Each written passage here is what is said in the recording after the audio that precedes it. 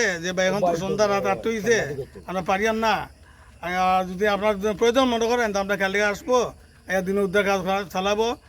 আমরা যতটুকু শুনতে পেরেছি যে সিলেটের ফেঞ্চুগঞ্জ উপজেলার 5 নং যে উত্তর কুশিয়ারা ইউনিয়নের বিশেষ করে আজকে আনুমানিক বিকালের দিকে একজন জাল তুলতে গিয়ে নিখোঁজ হন এবং পরবর্তীতে আপনারা কি খবরের ভিত্তিতে এখানে আসেন এবং এখন পর্যন্ত কি অবস্থা?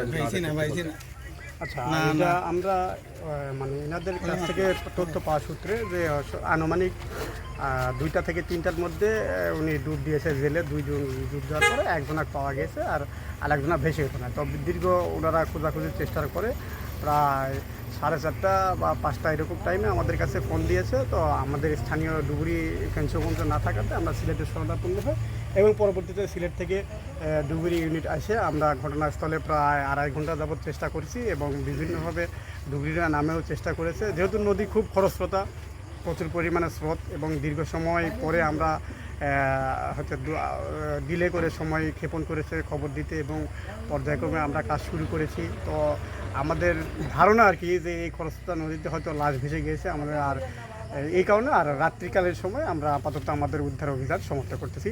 ঠিক আছে, ধন্যবাদ। এটা কি পরবর্তীতে আর অভিযান আপনারা আগামীকালকে কি সেটি আবার পুনরায় করবেন? সেটা বিবেচনার উপরে, পরিস্থিতির উপরে দেখা যাবে আর কি। আপনার পরিচয়টা যদি দিতেন। আমি station officer Fenchuganj fire service Mohammad Saeed Hasan Shuvo. আচ্ছা, ধন্যবাদ। ঠিক আছে, টোটাল।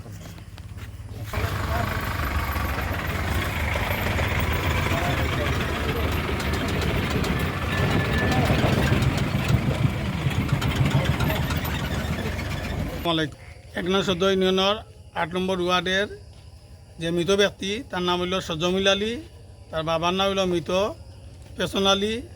আমার ওয়ার্ডের লোক, আমি 4টা বাজে খবর পাইছি যে উনি নদীতে ডুব দিতে গিয়ে আর বাসে নাই। কারণ আমি সাথে সাথে আমার ভেন্সুগঞ্জ ইউনিয়নের স্যারে আমি জানাইছি এবং থানার ওসি স্যারে জানাইছি এবং ফায়ার সার্ভিসে যোগাযোগ করছি।